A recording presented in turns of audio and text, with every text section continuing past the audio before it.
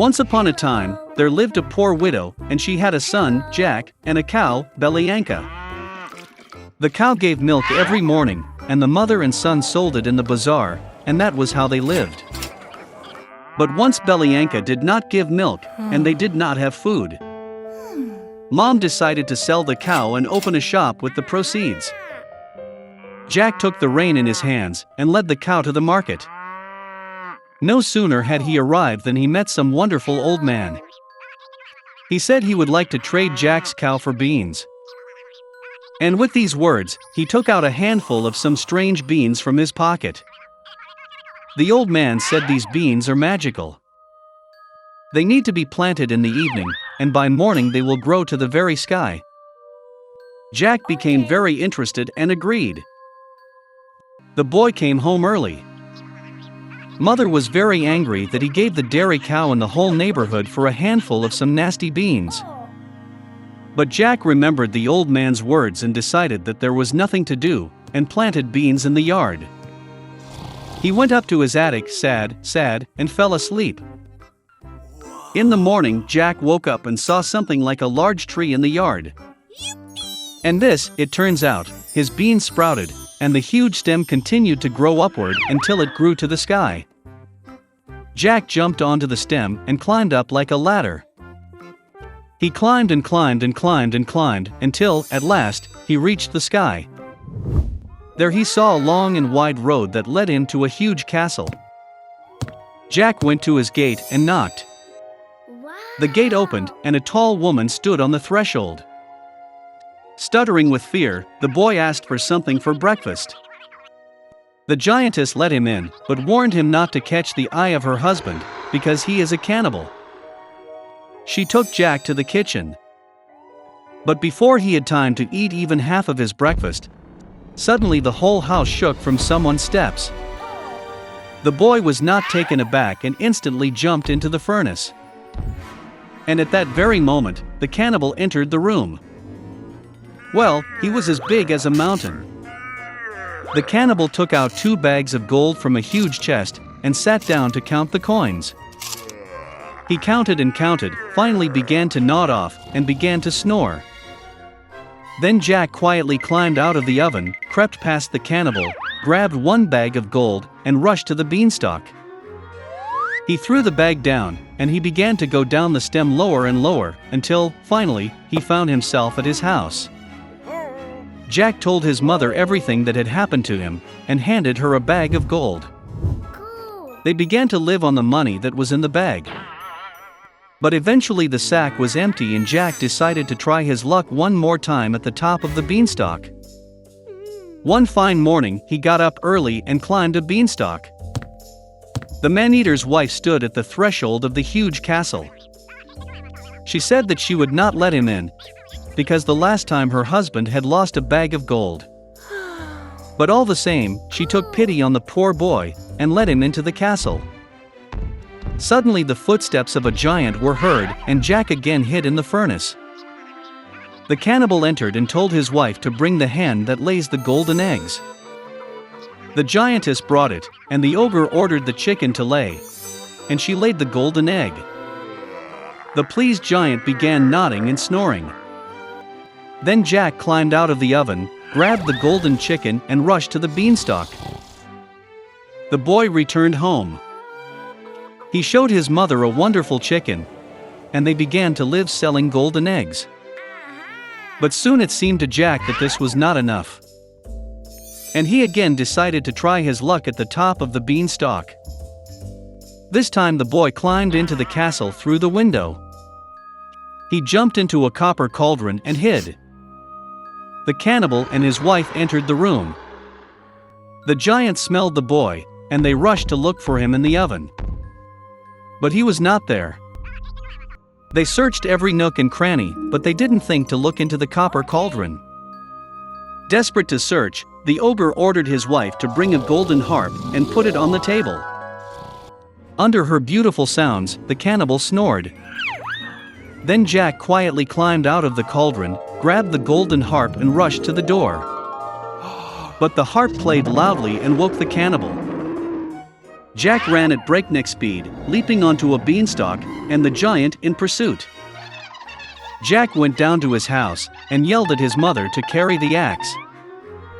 The mother ran out with an axe in her hands. The boy grabbed the axe and began to chop the beanstalk. The ogre felt the stem swing violently and stopped. Then Jack struck again with an axe and cut the beanstalk. It swayed and collapsed, and the ogre fell to the ground and crashed. From that day on, Jack and his mother never knew poverty again. But the boy was very sorry that, because of their greed, they almost paid with their lives. He promised that he would never steal again, and would work hard for the good of the family. The queen lived in a beautiful castle. She had a daughter whom she dreamed of. The child had black hair and snow-white skin. Therefore, they named her Snow White. The queen soon died. The king did not grieve for a long time. A year later he brought a new queen to the palace. She was beautiful but angry. The woman brought a magic mirror with her. Every day she admired her reflection in him and asked him the same question: who is the most beautiful in the world? The mirror has always told only the truth. Therefore, it honestly praised the beauty of the queen, and the woman beamed with happiness. Snow White grew, and every year her beauty blossomed brighter. And now, once again, speaking to the mirror, the queen heard in response that now she is not the most beautiful in the world, but Snow White. The queen was not going to endure this in her own palace. She ordered her faithful servant to lead the princess into an impenetrable thicket and kill. No. But the servant could not, even for the sake of the queen, kill the sweet girl. Bye-bye. He brought the princess into a dark forest and let her go. And he himself returned to the castle and told the queen that he had followed her order. For a long time, the princess wandered through the forest. Along the way she was helped by all kinds of forest inhabitants. Wow. Snow White was very kind to them, and therefore they became strong friends. In the evening, the princess accidentally stumbled upon a small house. She went into it and saw that there was no one in the house. The table was set for 7 people, and there were 7 cots in the bedroom. And everything in this house was very small. Therefore, Snow White realized that 7 little people live here. After a long and difficult journey, she lay down on one of the beds and fell fast asleep. The 7 dwarfs returned home late at night. They were greatly surprised by the appearance of an unexpected guest. Sleeping Snow White was so charming that the dwarves decided to let her sleep, and did not wake her. Morning has come. Snow White woke up, saw the 7 dwarfs, and was scared. But they were affectionate with her, and the girl told about her misfortune. They immediately liked Snow White, and the dwarfs invited her to stay with them. Moreover, she agreed to take care of the house, cooking, washing and cleaning. Every morning the gnomes went to the mountains to mine gold and precious stones and returned late at night. Leaving for work, they warned Snow White to be afraid of the evil stepmother and not open the door to strangers. At this time, the queen, as usual, went to the secret room to talk to the magic mirror. But the mirror suddenly said that she was not the most beautiful in the world, but Snow White. That the princess is still alive, and lives with the gnomes in the house. The queen became very angry, and decided to deal with Snow White herself.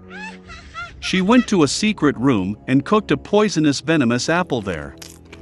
It was very beautiful on the outside, but if someone ate even a piece, he would certainly die. When the apple was ready, the queen changed into an old merchant, and came to the house of the dwarfs. Seeing the sweet old woman, Snow White felt sorry for her. She did not suspect anything, and left the house. The old woman treated the girl to a ripe apple and said that if she eats this apple, she will remain young and beautiful forever.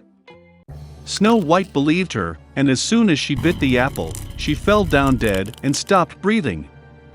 The contented queen went to the palace. In the evening, the dwarves returned from work and saw Snow White lying on the ground. She was not breathing. They sobbed so loudly and lamented that their cry was heard by the handsome prince, who was hunting in the forest nearby. It became interesting to him what kind of howl arose that scared away all the animals. Oh. And when the prince found the house of the dwarfs, he saw Snow White. She was so beautiful that the young prince immediately fell in love with her. He persuaded the dwarves to take her with him to the castle, because there he has doctors who can cure Snow White. The dwarfs allowed it. Then the prince ordered his servants to carry the princess on their shoulders. And when they were carrying her, it happened that the servants stumbled over some bush, and from the concussion a piece of a poisonous apple fell out of Snow White's mouth, and she woke up. Seeing the young prince, the girl also fell in love with him, and agreed to marry him. They also invited their wicked stepmother to the wedding. Out of anger that Snow White is still alive, and that now a long and happy life awaits her, the queen broke the magic mirror and never looked at it again.